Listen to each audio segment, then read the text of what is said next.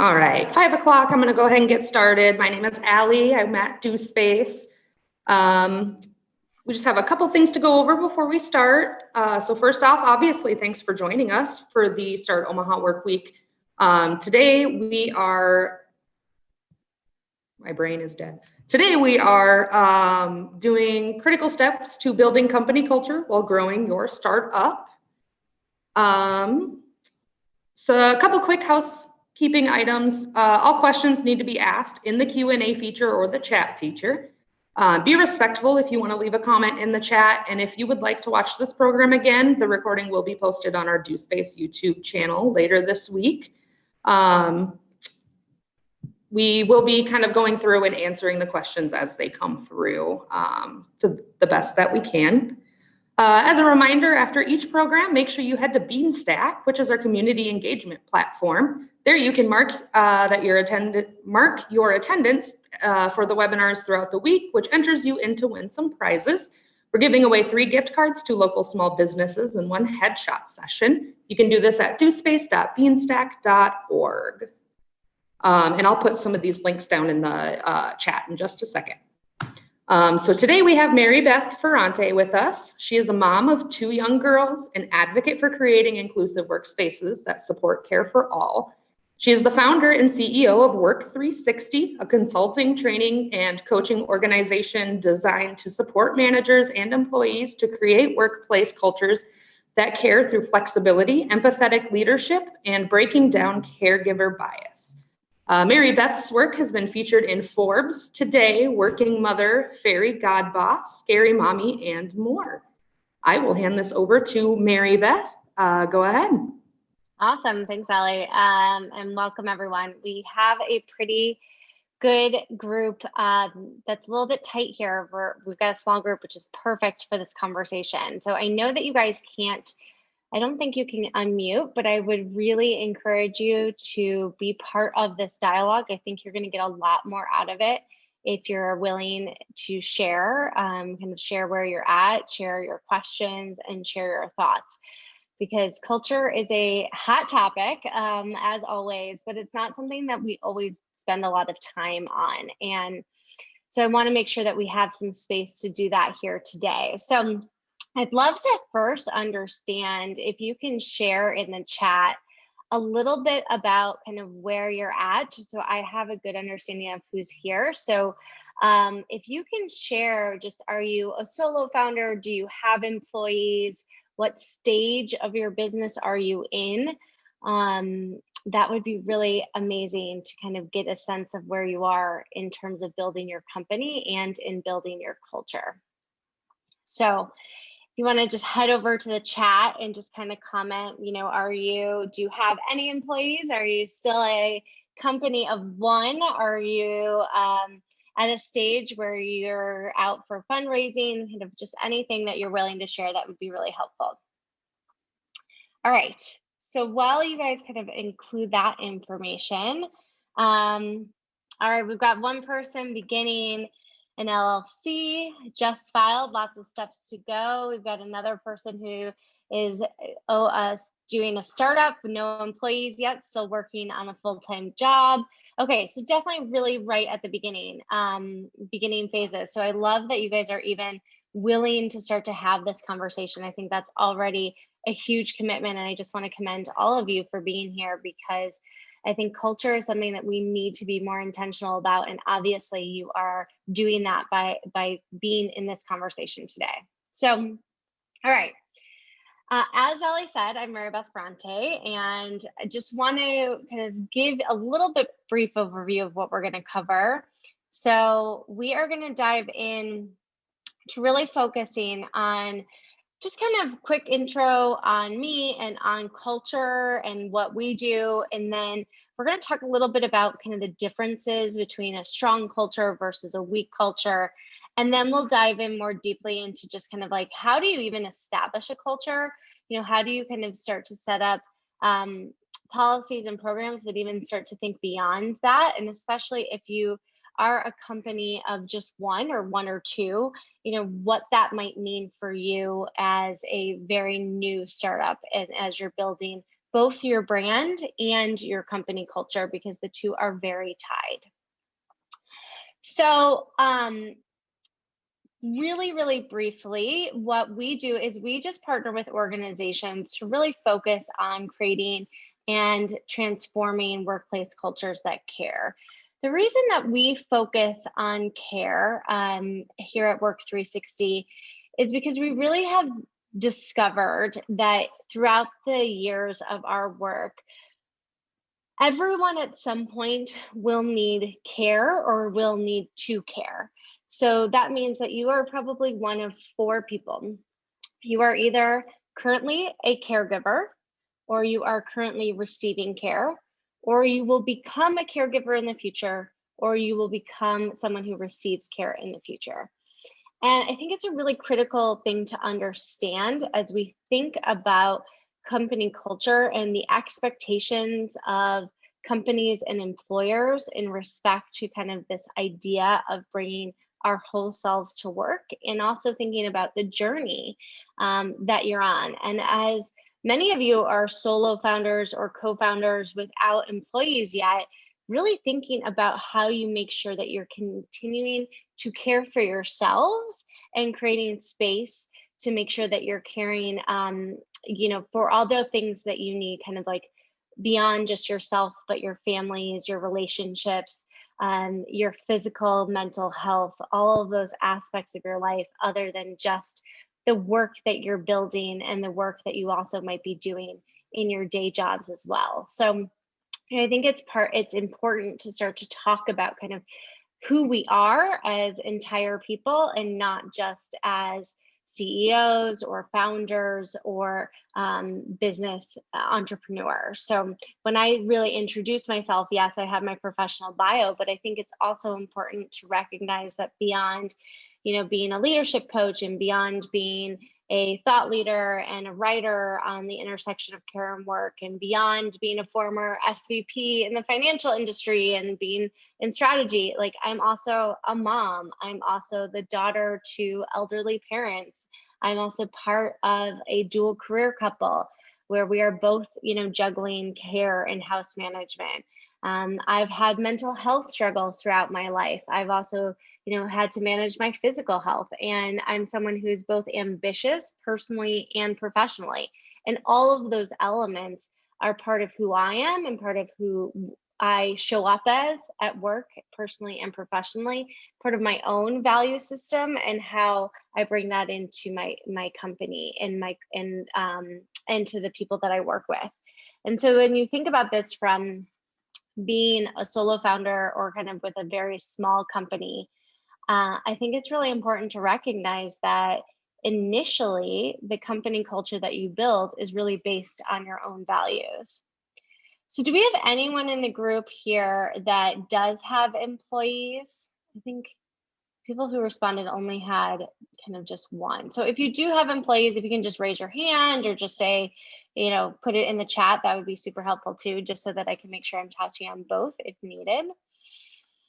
So I wanted to start by asking you all, do you know how you would define company culture? So if you can share in the chat maybe one word or a phrase that you think embraces company culture or would be the definition of company culture. Give you guys a minute to kind of think about that.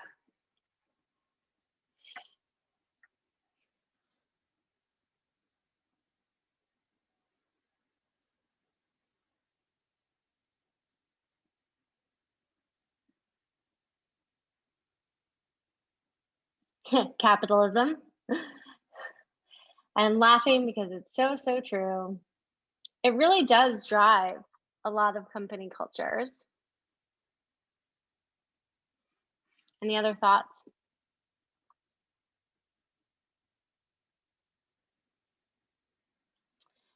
So there is no one definition of company culture. I think a lot of kind of Wikipedia, Investopedia, if you kind of look up corporate culture on Google, you'll get things that kind of say values, that speak to kind of how people come and show up at work, what the company culture drives how people interact with each other at work, or how they engage with management or with their clients. But I think one of the things that is really interesting is Investopedia even had in the definition that it's often implied that company culture is not intentional. And I think that is a huge miss. And it really is, this speaks to the fact that we have an opportunity to really drive culture. And I think starting to think about this from the beginning is really critical. So when you think about building a strong company culture, we really look at all of these various elements, because it does have to start with your values, your mission, and what it is that you do, right? What's the work that you're actually doing? What are you solving for? What's the problem or the service that you're providing? And the way that you are engaging with your clients should also be very tied to how you're kind of engaging with your employees and the culture that you're building within your organization. So the first step to really building a strong company culture, it has to start with really being very clear on what is your mission? What is your vision for your company? And what are the values that you are going to live within your organization? So if one of your values is, that you are going to have inclusive leadership, that is very different, right, than if you have a company culture value that maybe is something having to do with what's the phrase, like go fast, break more, right? Like, that is going to drive completely different company cultures. And so you really want to start by thinking about how do your values, and this might especially for those of you who are solo founders or groups of one or two, teams of one or two, to really think about what are your personal values and how does that then translate into the values that you want to have show up at work. So what makes this company exist, or what is going to make this organization exist? What are kind of the non-negotiables of your company DNA that's going to make this organization truly yours? And what are you willing to commit to as a leader? Because you are going to set the tone as you begin to expand, as you begin to hire people. The other piece of this is really thinking about transparency and kind of I have on here the voice of employee, VOE, voice of employee, the transparency. And especially as you are solo founders and young companies, is really looking at how transparency connects directly with your brand. So culture and brand are very separate, but they are extremely connected to each other. So if you think about this, like one story is, a big story that came out, this was now a couple of years ago, but, with Nike. And so Nike had been promoting a lot on their brand, right? Women's empowerment, had been promoting even mothers, and had a lot of media attention kind of around it. They were running campaigns around it. Yet at the same time, they had athletes on their payroll who they were not supporting and who they were not providing any sort of parental leave for. They were also, the way that their contracts read, that it was very dismissive of their role as a parent. And so that corresponds to kind of the culture of the organization, right? How they show up, even though their brand is demonstrating one thing, how are they living up to that? We see this a lot with the rise of social justice and racism, right? So even in the last week, with everything that has happened this week, understanding that yes, there has been some accountability, but these are still steps that we're taking towards social justice, and companies that have come out and said Black Lives Matter very early on, their employees and the people that they work with and their customers want to understand, well, what are you actually doing about it, right? How are you living that value, or how are you demonstrating that you actually are doing what you're saying? And so that's where I think it's really critical to think about how transparency is going to build company culture and really tie into your company brand. And so that they can be kind of co-creators of kind of the DNA of your company. And when you do start to engage employees, is to really think about, okay, how am I getting their feedback? How am I understanding what their expectations are? How am I ensuring that they are living the same values that I'm living? Because when you start to grow and you go from a team of 1 or 2 to a team of 10 and then to a team of 100, right? Those are these critical elements of when your company culture can really shift. And so you have to be very intentional that you're bringing the voice of your employees in, that you're being transparent with them about changes, and that you're also really speaking to what are those values. So, and this kind of dives into leadership alignment too. So the reason that leadership alignment kind of comes after that voice of the employee, and especially when you're very small, they kind of go hand in hand with each other because those are the leaders. But as you continue to grow, is making sure that as you're getting that feedback from your employees, as you're listening to them, as you're understanding what their expectations are and what's motivating and engaging those people, that you are aligning that with your leadership, that everyone is kind of providing that same language and speak and modeling the behavior of the values that you're expecting to live. So kind of really thinking through that, and then moving into an idea of, testing and refining and changing and being adaptable. Adaptable is in the middle of the cycle. And we actually have transparency on here twice, which I realize is a typo, so I apologize. But it's that idea that, you're continuing to test and refine, that as you roll out new things that come to your company culture, as you're rolling out new products, new services, how does that impact your company culture? But even as you're rolling out new programs or a policy or a benefit, or even rolling out a new value or how you work, that it's going to take time to kind of test, learn, refine, like figure out what is working and what isn't, so that you can then continue to adapt. And so by being able to measure and assess that, to be able to ask those questions, to really kind of realign on what's working and what's not, becomes a really critical component. So just want to pause there and see from you, what do you think is going to be the most difficult, or what are you worried about, especially for those of you that are just starting out? What are you worried about in terms of building a company culture, if anything?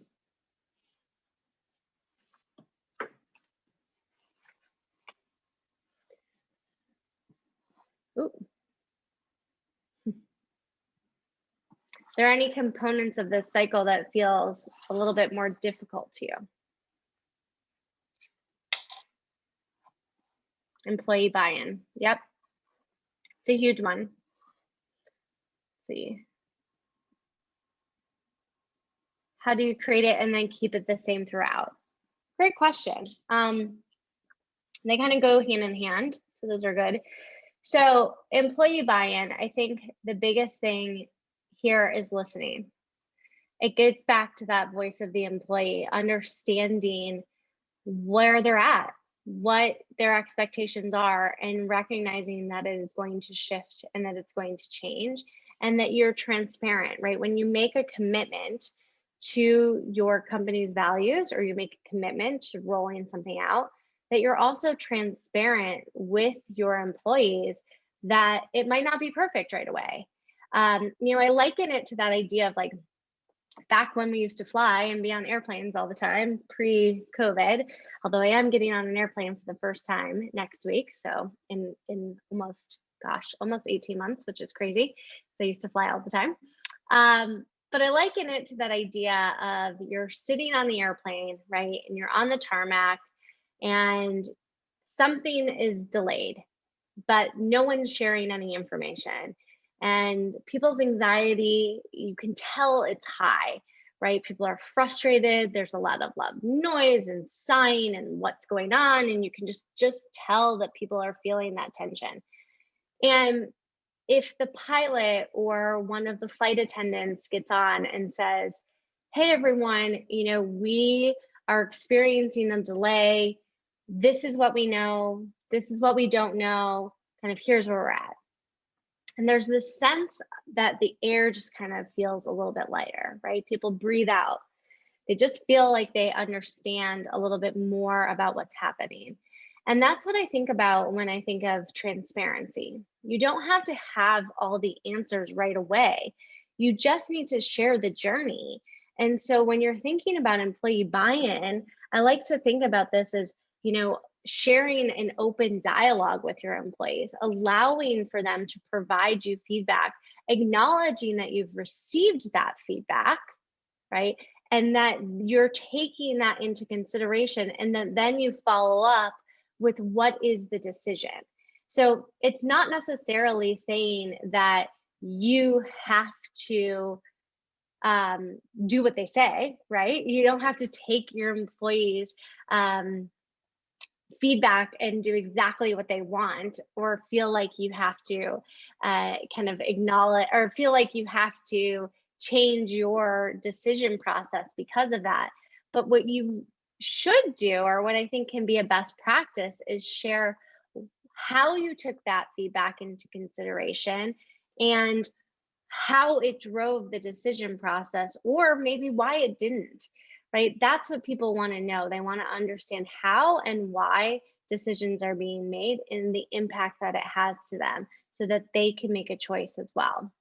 So, Chelsea, when you had said, how do I create it and then keep it the same throughout? I think one of the key components of company culture is recognizing that it is adaptable and that it's flexible and that it's going to shift and change, especially as you grow, right? The company culture that you have as a company size of 10 employees is going to be dramatically different than the company culture that you have when you have 1,000 employees. Now, that doesn't mean that your values have necessarily changed, but the formal policies that you have in place, or how you make sure that you are training people on that company culture, how you kind of engage them in an onboarding process to really help them understand the company culture. Like, that's going to shift because it can't all come specifically from you. You are going to have to enable your team to live your company culture. And that's where I think it becomes so critical to have that employee buy-in, but also that leadership alignment, right? That you trust your leaders to live your values. And this is often the disconnect, and why we end up with kind of these weak cultures. So I'm going to flip to this next slide, which is, really looking at weak company culture cycles. And what happens in a weak company culture is that it really is that, oh, that thing just moved on its own, is really about kind of this idea that people don't feel empowered to leverage the kind of autonomy or their benefits, or to kind of live out what's expected. So often what happens is you have manager or leadership, right? Your leadership, your C-suite, you yourselves as the CEO saying something that, you support wellness, or that you support boundaries, or that you support, whatever the company value is, but that the employees are hearing that from you, but they're not experiencing it from their managers.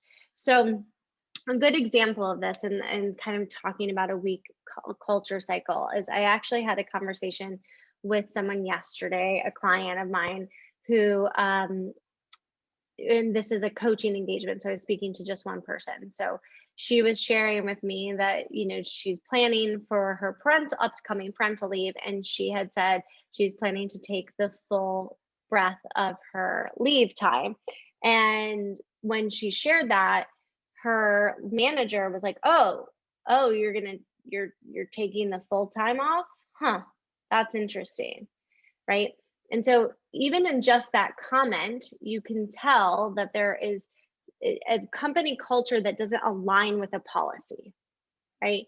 And you really want to think about how you kind of ensure that your benefits, your programs, your policies, those things are going to fail in a weak company culture when there isn't been that voice of the employee, when there hasn't been that transparency around why you're changing a policy, changing a benefit, enacting a new program, whatever it is, rolling out something new, when you don't have that leadership alignment. So in this case, this was an organization that had expanded a benefit, but had not really explained or had not really provided managers, that middle management, with the tools and the resources to do that. So, what happens in a weak company culture, and another example of this that is, something like having unlimited time off, right?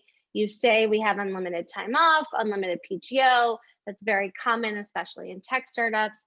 But there's this idea that you never take time off, right? There's this company culture or pressure of guilt that you don't actually take time off, or that you feel like you can never take a full week off, or you can only take a few hours, or that if you are out of the office, that you're constantly checking your email, or that you're constantly checking Slack or in with your team, and that you're staying 100% connected.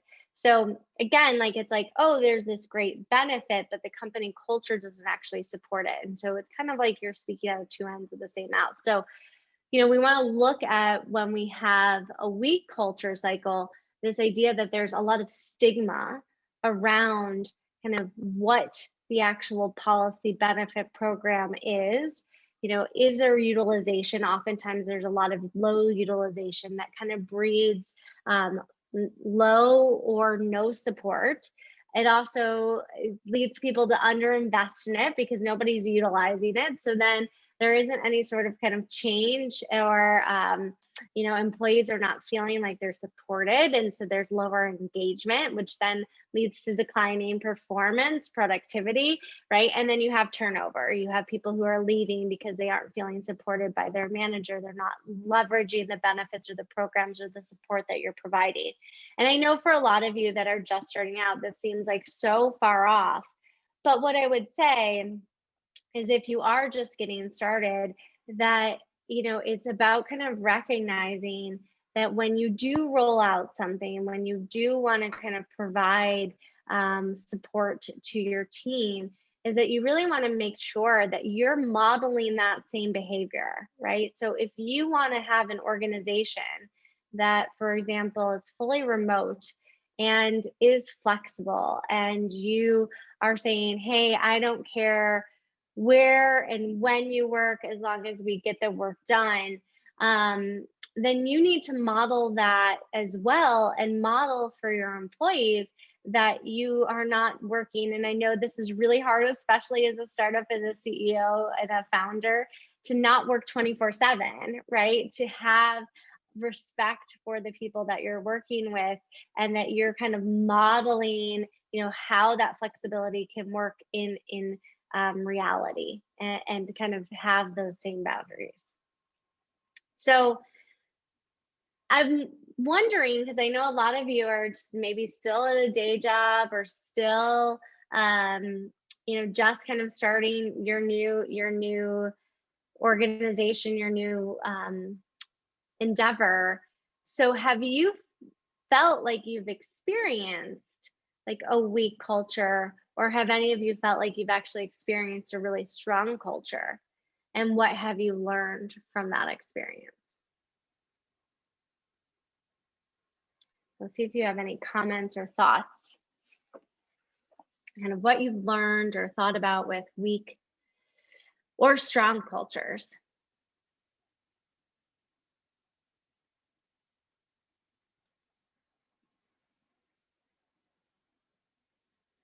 Give you guys just about another minute to comment if you want to. If not, I will just keep moving on.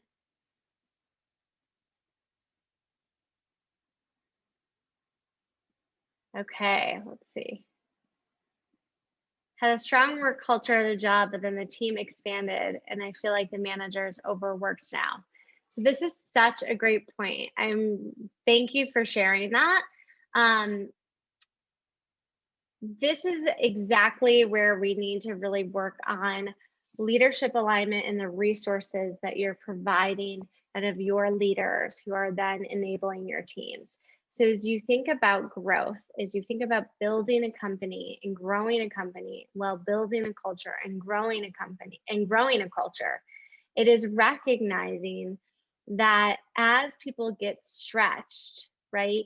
Execution and to the earlier point, capitalism, right? Having to actually produce and be productive often becomes overwhelming.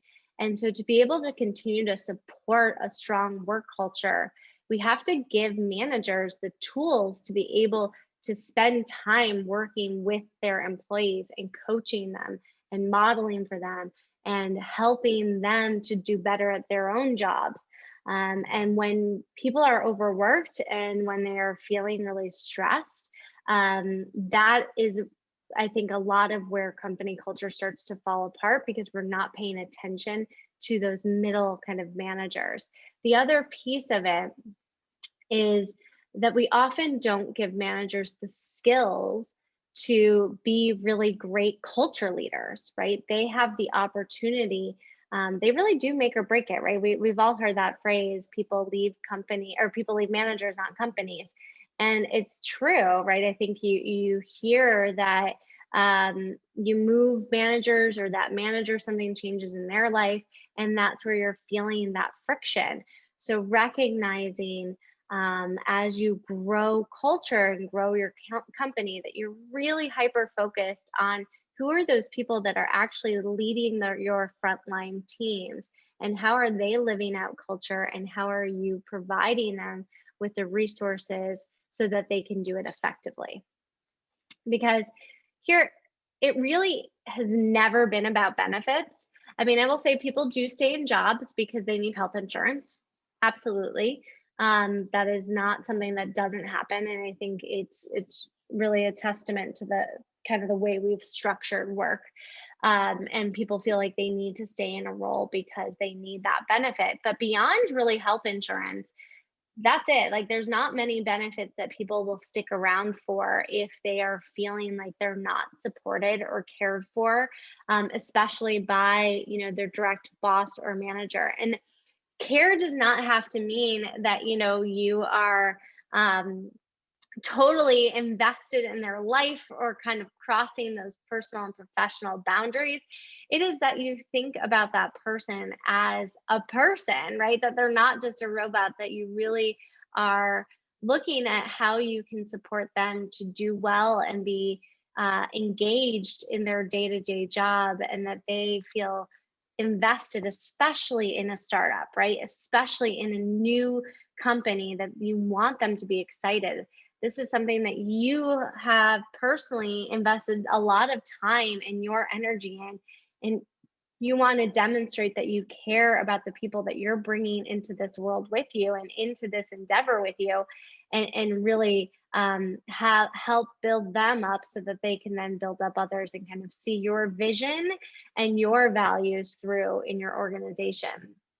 So really, it is very rarely about benefits, right? It's much more about kind of what goes into that. So thinking about communication and transparency. I know I've kind of mentioned this a few times already, but I think it's so critical that we are open to sharing with what is happening, especially when you are building a startup. And that doesn't mean, you know, we hear a lot about like vulnerability, especially in leaders. You know, we want leaders to be more vulnerable.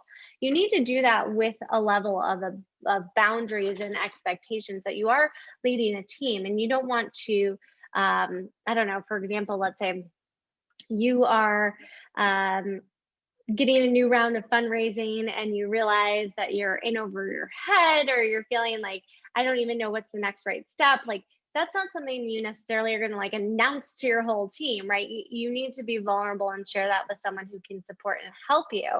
But you all can be open and transparent around kind of like what are the things that your employees need to know to be able to live out those values and to be able to be successful in doing their job, and recognizing like how you can really model that behavior for them. Then I think thinking about inclusion and belonging and diversity, and really recognizing that those things are so tied to each other.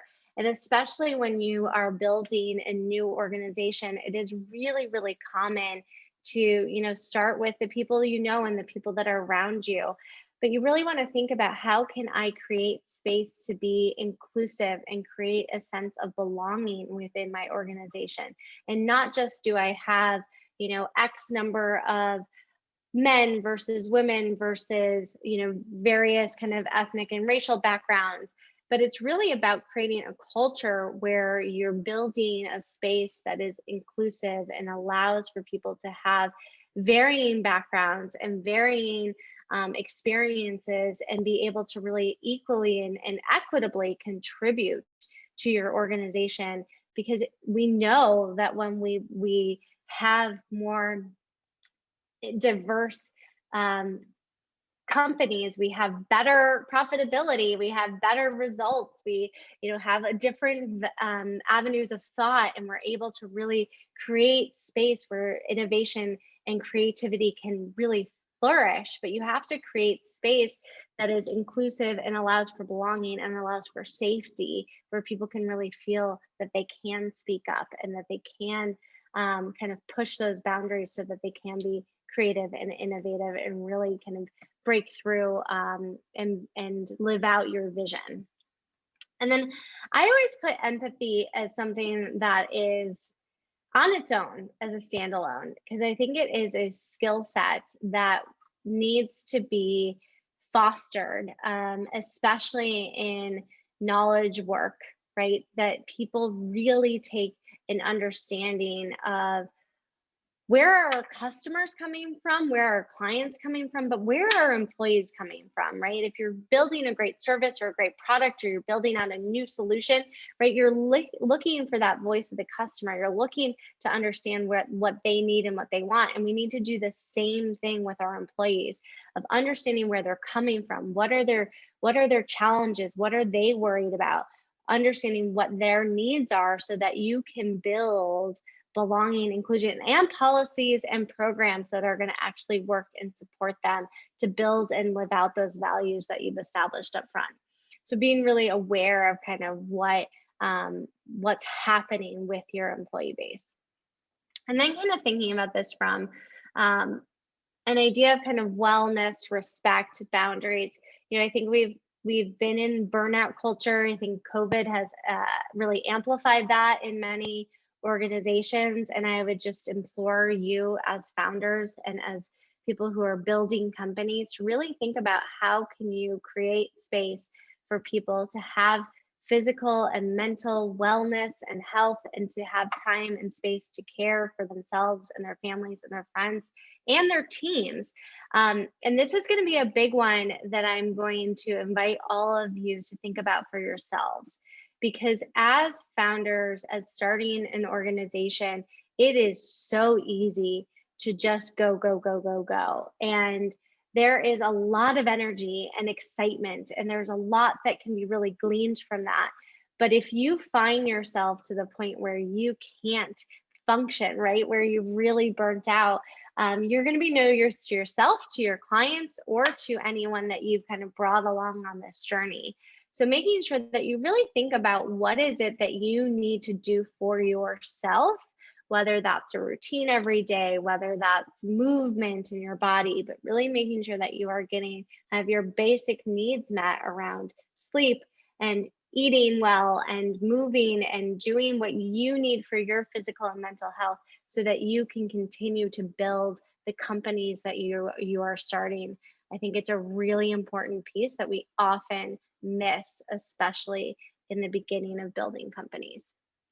So before we kind of dive into the next piece, which is just really, I think, an important piece of looking at how you kind of think about building company culture from organizations, managers, and employees, I want to just invite you to share, like, is there something that you are doing to make sure that you're caring for yourself as you are kind of building out a company. So if there's anyone that has mastered this or is trying to, even if you don't have an answer yet of how you're kind of respecting your own boundaries or your own wellness, if there's something you're trying to practice or you're trying to get better at. And if you're not willing to share with a group, totally understand and respect that. I would ask or invite you to kind of think about it for yourself, write it down. What is one thing that you can do to really care for yourself as you build this company and demonstrate and model that for those around you? It's a really big piece of building company culture. Okay. So last thing, the last kind of two things, but as we're thinking about company culture and kind of building it out, I do think it's really important to think about this from an organizational standpoint, a manager standpoint, and an employee standpoint. So, as leaders, you are going to have no shortage of challenges, right? You're going to be figuring out kind of what's working, what doesn't, how do you generate revenue, how do you, become profitable, how do you fundraise? There's so many things that you're going to have. But you and your people have to be front of mind. So we want to kind of think of it, breaking it though into kind of these three categories. So when you think about organizational, this is like the policies, the programs that you'll be building, kind of what are the things that are going to evolve to and build as your needs as you grow. But you want to think about kind of the strategic decisions that you're going to have to make from an organizational standpoint to really support your values and your cultures. So if you have your mission kind of already out there and you have your vision and your values, then what are kind of the foundational policies or programs that you're going to want to implement as you kind of grow your teams? Then you want to think about the managers. And this is the piece that I was kind of speaking to earlier, where, Chelsea had shared like, well, I had this really strong work culture, but then my manager got overwhelmed. And so now I feel like we don't have this strong culture. And I think just really honing in on that piece that the managers are such a critical element, your frontline leadership team, of kind of living those values and living that culture. And they're often considered the frozen middle, right? Because while you might have these organizational policies, goals, values, programs, right? If your managers don't have the resources, training, understanding, or just simply aren't on board with your company culture, that's where it gets stuck, right? That's where it gets frozen, and it doesn't actually kind of translate in the day-to-day for your employees and for your leaders. And so you can't just say, hey, like, be open and be vulnerable. You have to give them resources, you have to give them skills, you have to give them the language to really be able to live that in their day-to-day and know how to do that, because it is a skill that not everyone has, and especially people who have been executors their whole lives and now they're kind of overseeing a team. And I would even acknowledge this for yourself. If as a new founder, you haven't led teams before, how are you going to make sure that you have the training and the resources to demonstrate and live those values and the skills and the language to really coach the people that are coming into your organization? And then, of course, the employees themselves or your teams that you're building, you want to make sure that you're giving them the tools to be able to bring them their whole self to work. In a respectful way with boundaries, right? It doesn't mean that you're just completely unabashedly at work, but that, they're able to kind of grow their careers, but also, recognize that they have personal lives, that they have other priorities and other personal goals that they're working towards. So you want to make sure that you're looking for kind of transparency, looking for kind of how you're going to make sure that you're getting that voice of the employee, that you're getting that feedback. And so as you think about these kind of different priorities, I think it's really important to look at, how can you make things kind of inclusive and actionable and repeatable as you're kind of approaching these three different tiers. All right, so we got a question on advice for someone who hasn't been a manager before, any training or books. Great question. So one of my favorite leadership books is Dare to Lead by Brene Brown. Really talks about how can you kind of flip the script on leadership, and what it has meant. I think we are in a world where kind of that carrot and stick of like, well, I'm either going to dangle money or, a Christmas ham or I don't know, something in front of employees, the bonus, right, as a way to motivate them. And I'm not saying that that isn't important because comp is a huge component. And of course, it definitely matters. But it's not going to be the only thing from an engagement perspective, nor is the stick, right? Nor is like that idea of just being like, well, if I'm just micromanaging and if I'm just kind of on their backs, then they're going to do this. But how can you actually coach your employees? How can you get the best out of them by really understanding kind of where they're coming from and what are their needs, and also what are their strengths and what do they do really well, and how do I ensure that I'm kind of allowing them to have the space to ask questions, to be innovative, to be creative, to fail, all of those things. So that's probably one of my favorite books is Dare to Lead. There's also Leaders Eat Last is a good one. There's, like the kind of Strengths Finder model. There's a lot of kind of things out of Gallup that are really good. Start with Why is another great one. Start with Why, and that really is good as a business owner and as a new kind of understanding your mission and your vision and your values, especially if you haven't built that out yet, as well as how you kind of engage with teams and get them invested in your why as well. So I think I love that one too. Okay. The last piece of this is our process and you can take a screenshot of this or whatever, and you can use it on your own as you think about this. But kind of the way that we think about kind of looking at culture and culture transformation or building cultures is we always start with inquiry and listen, right? And it gets to that understanding that we want to know what's happening, what's working, what's not working, kind of where people are coming from.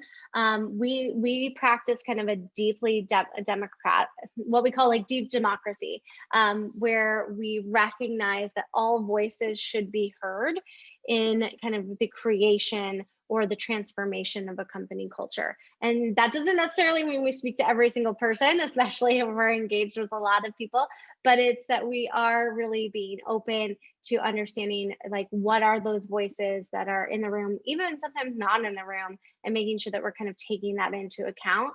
Then we really believe in co-creating culture design.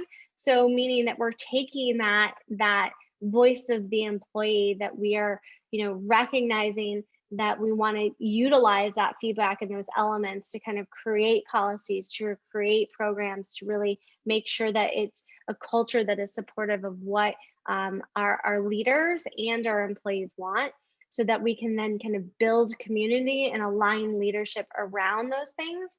And that building that community and that leadership really is about that communication and transparency piece, right? It's that you are kind of regularly sharing progress on kind of how you're rolling things out or how things are working within your organization, that you're sharing stories of your employees and you're celebrating their wins, and you're understanding and digesting what's not working, and kind of sharing learnings from that as well, so that it can be kind of a more holistic and community practice.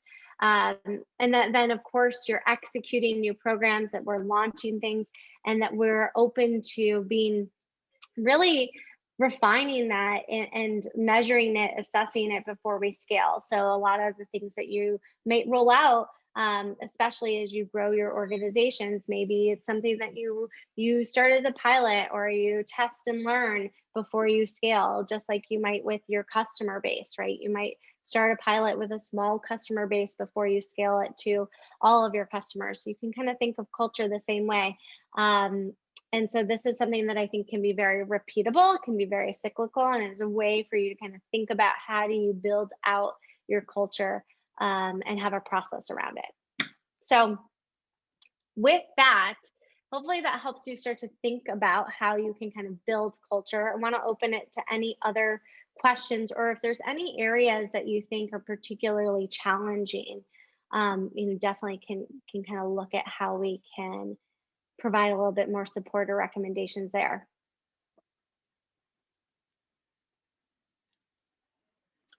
But otherwise, I'm going to give you about 5 minutes back, which is one of our things that we do at Work 360, which is to make sure that we don't go back to back to back on meetings, so that you actually have the space to get up, to stretch, to go to the bathroom, to get a snack. So if there aren't any other questions or comments, then I will let you guys have a few minutes back in your day to go get those things done before hopefully your next event here as part of this Start Omaha week, or your next event that you have in your just regular day at work. Thank you so much for spending some time with us. Thank you so much, Mary Beth, for joining us, and thank you to everybody else who tuned in. Once again, feel free to go to our YouTube channel if you want to rewatch this. It'll be up in 3 to 5 days. Otherwise, any other videos you might want to watch. Thank you, everybody. Have a good night. Bye.